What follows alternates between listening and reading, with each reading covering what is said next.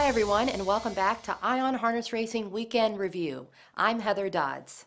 Last weekend's races kicked off Friday night at the Meadowlands with the 2014 debut of Captaintreacherous. Although Team Treacherous drew post 10 for the $100,000 Meadowlands Maturity pace, they did not disappoint. Steered to the lead at the half, Captaintreacherous finished in 1:49 and 2. Between horses, the captain on the inside digging in, sprinting to the line. Captaintreacherous, he's back. Here's driver Tim Tetrick with his comments after the race. I know what we could see coming down the stretch, but how much fight does the captain have in him? I've never driven too many that fights as hard as he does. You know, it's amazing. He won't tighten the line until he sees him, and it feels like he just grabs a bit and he's going to pull me across. And he's just he's done it to me about every race, and you know, he scares you to death top of the lane. But when he sees a horse come at him, he likes to fight.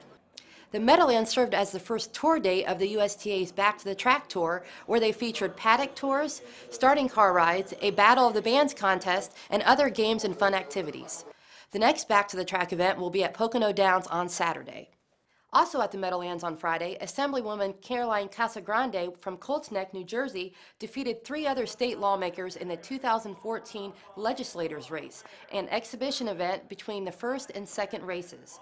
While Casagrande was the first to cross the wire, Senator Dick Cody was the first to make an appeal for the future of the Meadowlands. And by the way, we got to do everything we can to get slots here at the Meadowlands. Pull your legislators and demand it. Demand it. It's right. Next, we take a look at the $920,000 Pepsi North America Cup final raced at Mohawk. As I mentioned last week, it was going to be anyone's game, but yet it was still a surprise to see JK Endofanera pull through with a win at 12-to-1 odds. Driven by Brian Sears, JK Endofanera pulled easily out of post 9 to finish in 1:48 and 4. He's watching, digs in. Outside, off cover comes JK Endofanera, and it's Sears and JK Endofanera surging in deep stretch. JK Endofanera with a bounce-back score in the Pepsi North America Cup. We caught up with assistant trainer Mickey Burke Jr. after the amazing win. What a comeback, huh? Yeah, he raced huge. Just couldn't say anything enough about him. It's a big one. The North America Cup wasn't the only surprise that night. In the Mohawk Gold Cup Invitational pace, we saw a huge upset when the 80-to-1 shot Evening of Pleasure won in 1:49 and 2. Driven by Sylvain Filion and trained by Richard Moreau, it was the biggest lifetime win for the 4-year-old pacer. In the Roses Are Red Stakes, also at Mohawk, it was Andrevet once again who was victorious. It was the mare's 3rd straight win in this event, and this time she hauled off somewhere over a rainbow, finishing in 1:49 and 1 with driver Tim Tetrick. What do you say when people say they think she's getting old or she's getting tired? You know, she's getting an age mare, but she can handle anything now just as good as she could when she was 3 years old. There's a lot nicer mares right now stepping up. I mean, some are over the rainbow. Everybody else, you got to give credit to them too. They're a little bit younger, but the big girl still has it.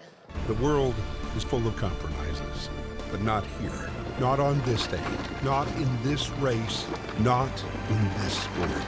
Every bet is a hope. Return on investment comes in seconds. This is harness racing. We welcome you to the Harness Racing Fan Zone.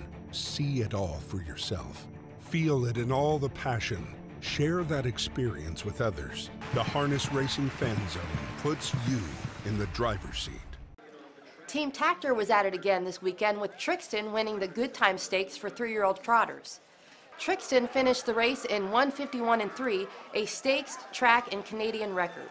Jimmy Tactor's success continued that night, this time with David Miller in the bike behind Uffizi Hanover.